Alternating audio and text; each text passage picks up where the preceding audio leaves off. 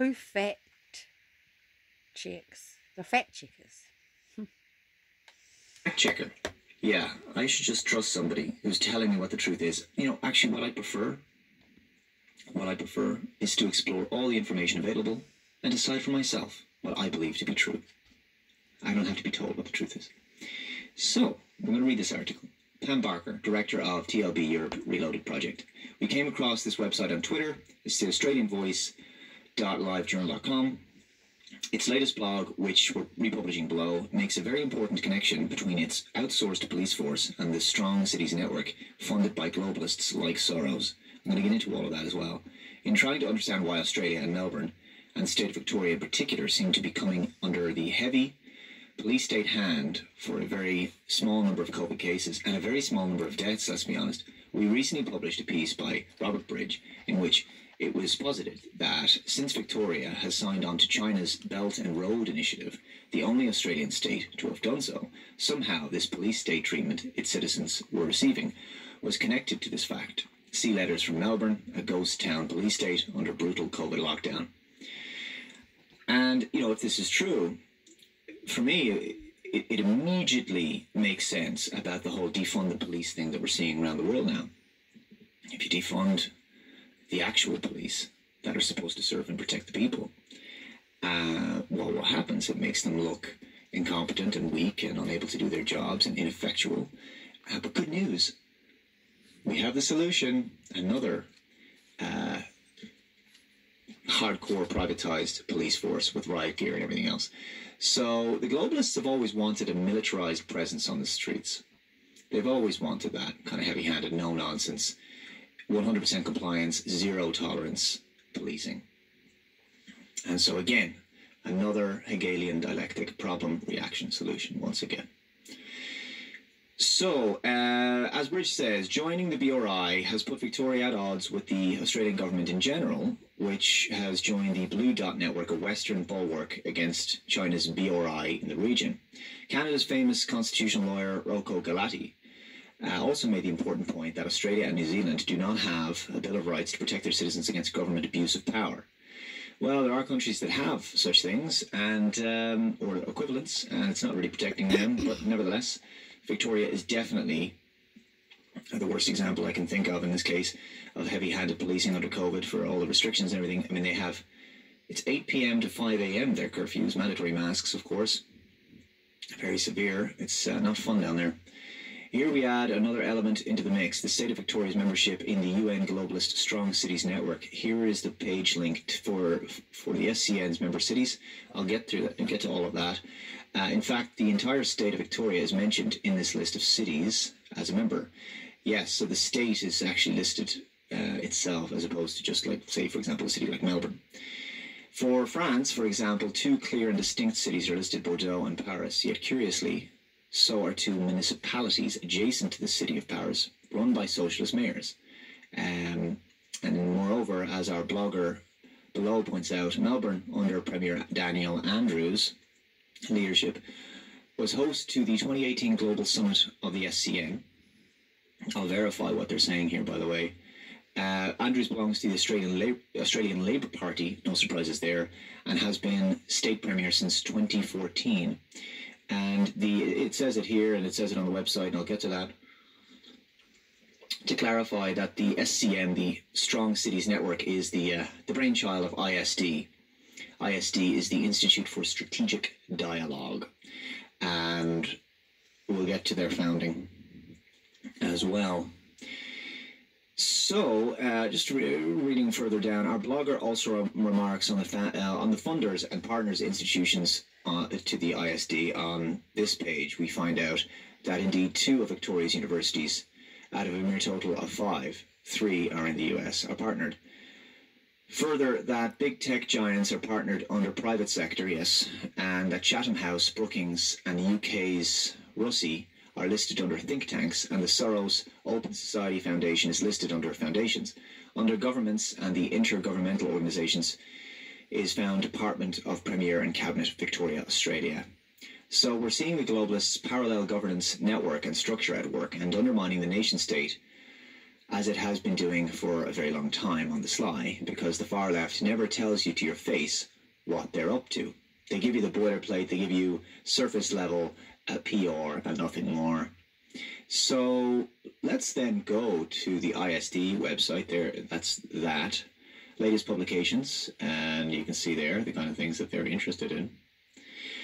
And we'll get into more about that, but they did mention in that article about the Strong Cities Network Global Summit of 2018, which was indeed hosted by Victoria, Australia. Brought to you by the Victorian government. So there you go, all the delegates and all the things they talked about. And this is the ISD website. Now, I think what I'll do is first I'll go to their partners and funders page. ISD serves as a bridge between local communities, policymakers, and the private sector at a time when trust in governments is low and the need for collaborative, community-based solutions is greater than ever. This is really important to unpack here. This sort of reminds me of some of the discussions that were had during Event 201. And you see this with the rhetoric of many NGOs and globalist organizations, whether it's something like, for example, the coronavirus, or whether it's climate change or whatever. Global problems require global solutions. And then, of course, the next big thing to happen, a financial crisis, that's a global problem, that requires global solutions, you know. And then there's food shortages, well, that's going to require, you know, supply chains are affected, that's going to require global solutions, right? We need to work together. In other words, it's all coming under the umbrella of one world government, global governance, right? That's the only way. We're all in this together. We're all equally affected, and therefore, just give up your democratic rights forever, give up your freedoms, and then surrender them to multinationals, and surrender them to a one centralized world government. But in the Event 201, what they talked about was, you know, in order to deal with this pandemic, it's so fast moving, it's so prevalent, it's so dangerous, there's so many people affected, right? Well, we need to cut through all the bureaucratic red tape, right, of the government, and have the private sector and multinationals and pharma and supply chains. We need, and NGOs and all these other people, we need them to be able to work directly with government. In other words, as an excuse to bypass the public. And that's what this has always been about, to go over the heads of the electorate and to seize power that way by partnering directly with the state. And so that's what that's been about, and that's why you always have to be very, very wary, particularly the people telling you, oh, there's such a big problem. You know, the usual snake oil. Ah, you've got a problem you don't even realize you have. Good news. I've got the solution to facilitate this. ISD fosters strategic... Oh, great. I've got a song from the Pied Piper that I'm going to link. Watch it carefully. Listen to it carefully. Look at the video. It's about the snake oil. Notice the clown.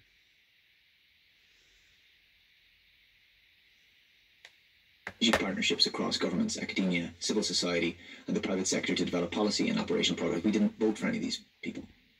So there's people who are going to be involved with governments in these partnerships that nobody voted for. And yet they're going to have quite a lot of lobbying force and influence. Completely undemocratic. And so it says here, and operational programs to respond to the threat of extremism, whatever that means. Again, another nebulous term. Who will define that? Broadly defined terms will mean selective enforcement and definitions. Also work closely with leading players in the media and technology sector to help achieve impact on a global scale. It's all about the global scale. Ultimate power.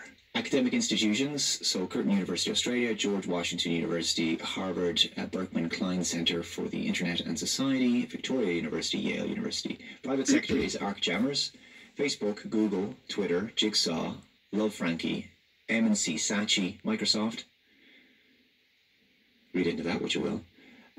Roland Berger Strategy Consultants. And the foundations, Asia Foundation, British Council, Carnegie Corporation, New York, Iranda Foundation, Gen Next Foundation, Open Society Foundations, which of course is George Soros, Robert Bosch Stiftung, and Vodafone Foundation. And then those are the governments and intergovernmental organizations. And then Under NGOs, you can read them all there. There's also think tanks below. But I thought one of the NGOs in there that was interesting is United Nations Development Programme. United Nations.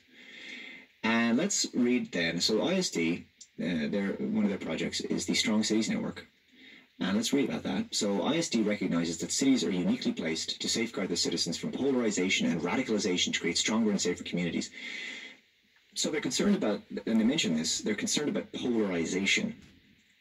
And this is, well, that's very broad. Why would you just be afraid of polarization? Well, of course, it's not good to have a divided society. We have one very much now over issues that the globalists want us divided on, of course. But there's nothing wrong with having healthy dialogue and having differences of opinion. That's polarization, right? That's one form of polarization. It could just be diversity of opinion, differences of opinion. That by itself is not a problem. The reason why they obsess about polarization is because they may be concerned about the idea that there's some people who are leaving the plantation of the mainstream media and not believing the things that they're told in the media, and therefore they just don't want that political dissent. And radicalization, again, another bullshit word that they talk about. Look, everybody's against ISIS, all right? That kind of radicalization, everybody can stand up against it. People on the left, the right, the centre, doesn't matter.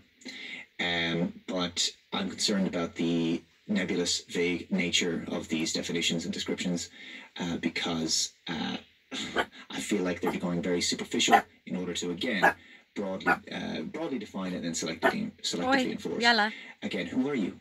Who are you? I didn't vote for you. You can join the Strong Cities Network. You can simply apply. There is a link there somewhere. Let's see if I can find it. Yeah, Become a Strong City. And it's in there. Become a Strong City. Strong Cities Network is designed for policymakers and practitioners operating at city, municipal, or subnational level. Membership is completely free of charge. So...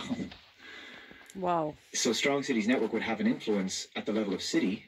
Wouldn't that be undermining the state's authority itself? In order to sign your city up to the Strong Cities Network, you will need the approval of your mayor. What about the approval of the people in a referendum? No, forget about that. Please complete the below application form. That's what you need to do. Just sign up with an application form, and the Strong Cities team will be in contact to start the official registration process. Right, I'm gonna pause it there. I need to do due diligence and homework, but I will say that I have seen it reported, not in a formal way, but just through a news feed, that Christchurch has signed up for the Strong City Network. Christchurch. There's no accidents or mistakes that the Lord is going to begin what he's doing here. The glory, it is glorious, will begin in Christchurch.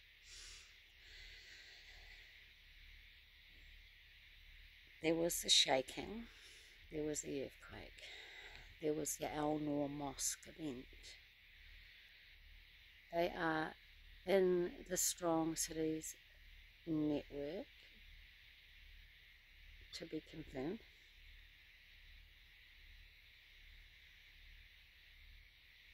I saw in a dream on the 1st of the 6th, 2020, roadblocks on the way north out of the city. Now the big picture is that there is a spiritual entity behind all of this, and he knows what he's allowed to know about the Lord's plan. The Lord will send a fire up the country, and it will come from Christchurch. That's my call. That's what the Lord's shown me, past, present, future, because I am in that relationship. I am a sheep. I hear his voice. I have heard and seen what will happen in the future, because God knows everything. The people who say they are believers don't believe that the Lord God lives here within us, within his people, and he is speaking to his sheep, and he has given them a heads up, and that's what this channel is about. It's my testimony of the heads up, the things that the Lord has shown me, the good works he has pre-planned for me. I am only part of that plan, and I am determined to stay in that relationship. Nothing will sever my relationship with Jesus. Nothing.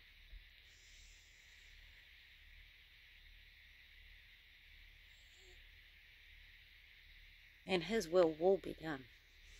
And he has this. He's got this. Keep an eye on Christ Church. I'm going to link this song. I've forgotten his name now. And I've forgotten the name of the song, but I will find it. I'll put it on the thumbnail, okay? So you'll see it on the thumbnail, and there will be a link to the song. It is Paul and Michael Jackson. Paul from the Beatles, and I've forgotten his last name. They did a song together, a duet.